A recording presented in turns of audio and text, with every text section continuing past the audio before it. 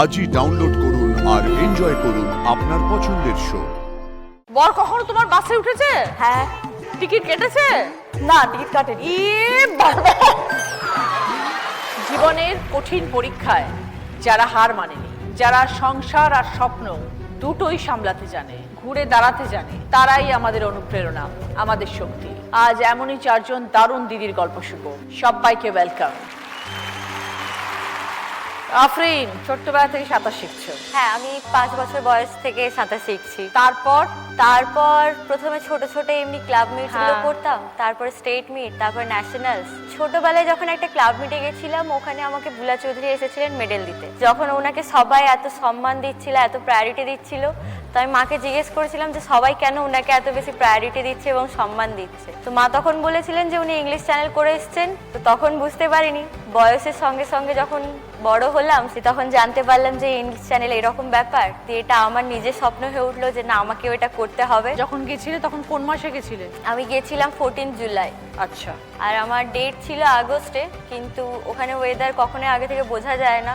তো একদিন রাত্রে হঠাৎ করে আমার যে পাইলট আমাকে ফোন করে বলেন যে তোমাকে আমরা আজকে নামাবো। মানে নামাবো? হ্যাঁ, উনি রাত্রি 12টায় আমাকে ফোন করে বলছেন আমরা তোমাকে 3:30টার সময় নামাবো, তুমি রেডি হয়ে চলে এসো। মা হঠাৎ করে একবার ডেকে নেন? একদম, কারণ মানে ওখানে যেহেতু আগে থেকে ওয়েদার একদমই বোঝা যায় না।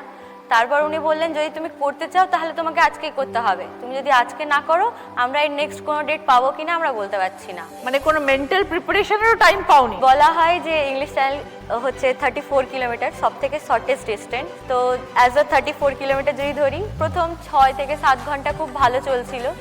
আমি অলমোস্ট 30 কিলোমিটার কমপ্লিট করে ফেলেছি। মানে আমি খুব এক্সাইটেড ছিলাম যে আমি নতুন রেকর্ড করতে পারবো। অ্যাজ আ ইন্ডিয়ান যে ফার্স্টের সুইমার রয়েছেন উনি 8.5 ঘন্টায় করেছেন। রাইট। বাট ওখানে ওয়েদার এতটাই বাজে হয়ে গেল, মানে অপোজিট ওয়েভ আসার জন্য আমি একই জায়গায় 5 থেকে 6 ঘন্টা এইভাবে সাঁতার কাটছিলাম। একই জায়গায়? একই এগোতে পারছো না? না, মানে আমি গোল গোল ঘুরেই যাচ্ছি। সেই জন্য মানে মাঝে আমি ফ্রাস্ট্রেটেড হয়ে আমার দাদাকে বলছি তোমরা আমায় গোল গোল কেন ঘোরাচ্ছ, আমি এগোতেই পাচ্ছি না তখন থেকে, আমি তো সামনে দেখতে পাচ্ছি তোমরা আমায় নিয়ে যাচ্ছ না। মানে সে ভুলভাল বকছিলাম। তো ওখানে যে অফিসার ছিলেন, ওখানে মানে হাইপোথার্মিয়ার চান্সেস অনেক বেশি থাকে জল ঠান্ডার জন্য, এবং অনেকক্ষণ সুইমিং ডিউরেশনটা অনেক বেশি থাকে। আর সেই কোনো জন্য ব্রেক নিতে পারবে না? একদম, মানে খাওয়ার জন্য আমাদের 30 সেকেন্ডস টাইম দেওয়া। খাবার ওই জলের মধ্যেই খেতে হবে? হ্যাঁ, ওই সাঁতার কাটতে কাটতেই আপনাকে খেতে হবে, ওই 30 সেকেন্ডসের মধ্যেই খেতে হবে। এবার আপনি জলও খেতে পারেন, মানে হার্ড খাবার তো খাওয়াই যায় না, যদিও বা ট্রাই করেছিলাম, পারিনি। তো সেই 30 সেকেন্ডসের মধ্যে খাওয়া দাওয়া অ্যান্ড মাঝে জেলিফিশের অ্যাট্যাক, শেষ পর্যন্ত আমি আমার লাস্ট ট্রাই করলাম অ্যান্ড ফাইনালি আমি কমপ্লিট করলাম।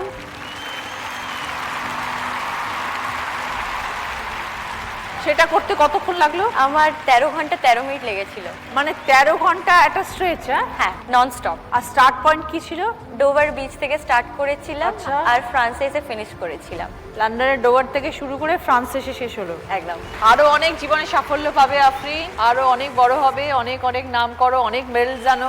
All the best. সোমা, তুমি সিঙ্গার। হ্যাঁ, পরিস্থিতি তোমাকে এমন জায়গায় নিয়ে এসেছে যে তোমাকে এই প্রফেশন চুজ করতে হয়েছে। কি হয়েছিল? আমি গানটা অনেক ছোট থেকেই শিখি। যখন আমার 3.5 বছর বয়স তখন থেকেই আমার গান শেখার শুরুটা হয়, যেহেতু মা গান করতো, মা কোলে বসিয়ে গানটা শিখিয়েছে।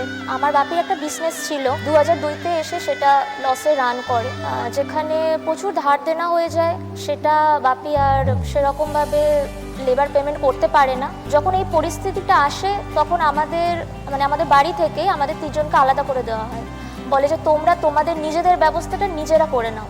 তখন আমার মা পাশে এসে দাঁড়ায়, মা নিজের বিয়ের গায়ের গয়নাগুলো বাপির হাতে তুলে দেয়। ইভেন আমার মামার বাড়ির দিক থেকে দাদু মাকে একটা জমি দিয়েছিল, তো সেটা মা সেল করে সেই পয়সাটাও বাপির হাতে তুলে দেয়। সংসার কিভাবে চলতো? রোজগার করতে আসতো? তখন তো বাপি পুরো বেকার হয়ে গেছে। আমি তখন ক্লাস 2, আমার টিউশন ফ্রি আছে, প্লাস আমার গানের টিউশন ফ্রি আছে। মা কিন্তু এই গানটা আমার কোনোদিনও বন্ধ করেনি। এখন কি অবস্থায় আছো সোমা? এখন আমি হিনমোটরেই থাকি, ফ্ল্যাটে থাকি। আর মায়ের যে গয়নাগুলো চলে গিয়েছিল ওইগুলো আমি আমার এই গান দিয়েই সবটা মাকে আমি ফিরিয়ে দিতে পেরেছি। তো তার জন্য আমি প্রচুর হ্যাপি। আমি নিজেকে ধন্য মনে করছি। ইভেন আমার মা যদি আজকে আমার পাশে না থাকতো তাহলে আমি এই জায়গায় আসতে পারতাম না। একসময় মা তোমার পাশে দাঁড়িয়েছিল, এখন হ্যাঁ। তুমি সংসারের পাশে হ্যাঁ, দাঁড়িয়েছো, হ্যাঁ, বাবা মার পাশে দাঁড়িয়েছো। একদম। বাবা মা এখন খুশি? একদম খুব খুশি। খুব ভালো, আরো অনেক জীবনে বড় হও সোমা। আশীর্বাদ করবে যাতে আমি অনেক বড় হতে পারি। একদম।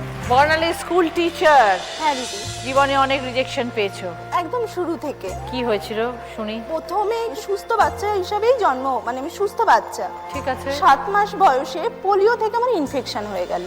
ইনফেকশন হয়ে আমার কোনো অঙ্গ আর কাজ করতো না। আচ্ছা। তখন শুরু হলো আমার মায়ের যুদ্ধ। আমার সম্পূর্ণ দায়িত্ব শুধু একা আমার মায়ের। বাবা পাশে ছিলেন না? না, একদম না, মানে বাবার আলাদা ফ্যামিলি ছিল, আচ্ছা। সেখানেই বাবা। মা একা পুরো লড়াই করেছে? হ্যাঁ, মা দিদাকে নিয়ে অনেকবার অপারেশন হলো দিদি। 15 মাস বয়সে, 7 বছর বয়সে, 12.5 বছর বয়সে। 2010-এ আমার গ্র্যাজুয়েশন কমপ্লিট হয় দিদি। সে বছর এসএসসিতে বসি। প্রথম বছরেই মানে আমি 2011-তে জয়েন করে যাই, স্কুলে জয়েন করি, পলাশী মীরা গার্লস হাই স্কুলে। তখন কি তুমি হুইল চেয়ারেই থাকতে? না, আমি ক্র্যাচে হাঁটতে পারি দিদি, যদি স্লিপারি মানে সেটা না হয়, কিন্তু খুব ভালো হাঁটতে পারি না, যেহেতু আমার স্পাইনালটা ব্যাকা। সেই জন্য আমি খুব ভালোভাবে হাঁটতে পারি না, নিজের কাজটুকু চালিয়ে নেওয়ার মতো। নবদিদি তোমার ওখানে ট্রিটমেন্ট চালাচ্ছে? না, কলকাতা আসি। ওকে, তো কে নিয়ে আসে ওকে? আমি আমার হাজবেন্ড আসি। তো ধরো বর্ণালী স্কুল, দুটো বাচ্চা, কি করে ম্যানেজ করছো? দিদি ম্যানেজ হচ্ছে অবশ্যই অবশ্যই আমার মার জন্য আর আমার হাজবেন্ডের জন্য। প্রচুর লড়াই বর্ণালী, কিন্তু এত লড়াইয়ের পরেও তুমি হাসি মুখে এখানে বসে আমাকে গল্পটা বলছো। হাসতে তো তোমার হবে। মনের মন এত স্ট্রং, শেখা উচিত সকলের এটা থেকে। খুব ভালো বর্ণালী, তুমি আছো, ঠাকুর আছে, তোমার মেয়েও দেখবে এখন ঠিক হয়ে যাবে। জিততে ওকে হবে দিদি, অপশন আমাদের কাছে থাকে না। আমার শুভেচ্ছা রইল তোমার জন্য বর্ণালী। হ্যাঁ দিদি, আশীর্বাদ ভালো করবেন। থেকো, আর সবসময় এই উইল পাওয়ারটা রাখবে, সবসময় মনের এই জোর সবসময় রাখবে, কখনো ভেঙে পড়বে না। এই কাজে ঢুকলে কিভাবে?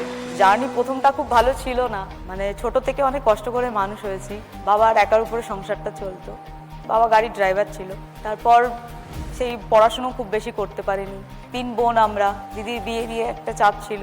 তারপর আস্তে আস্তে উচ্চ মাধ্যমিকের পর থেকে টুকটাক কাজবাজ করতাম, এই টিউশনি করা, কোথাও একটা কম্পিউটারে ওখানে বসে টিকিট কাটতাম, সেই কাজগুলো করতাম। করতে করতে তখন দেখলাম যে না, বাবাকে আরও একটু হেল্প করতে হবে, বাবারও বয়স হয়ে যাচ্ছে।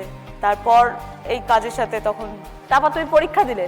পরীক্ষা কাগজ জমা করতে হয়, আর লাইসেন্স থাকে আমাদের, লাইসেন্সটা জমা করলে তারপর ওরা সিলেকশন করলো, তারপর কল করেছিল, ইন্টারভিউ হলো। সরকারি চাকরি? হ্যাঁ। তারপরে কতদিন হলে করছো? এই 8 বছর হয়ে গেল। কোন রুটে চালাও? এয়ারপোর্ট 1 নম্বর থেকে হাওড়া ময়দান যায়, আচ্ছা। AC 40। এটাই তোমার রুট? না, শুধু এটা আছে, তাছাড়াও আরো শর্ট রুটগুলোও আছে, সেখানেও যেতে হয়।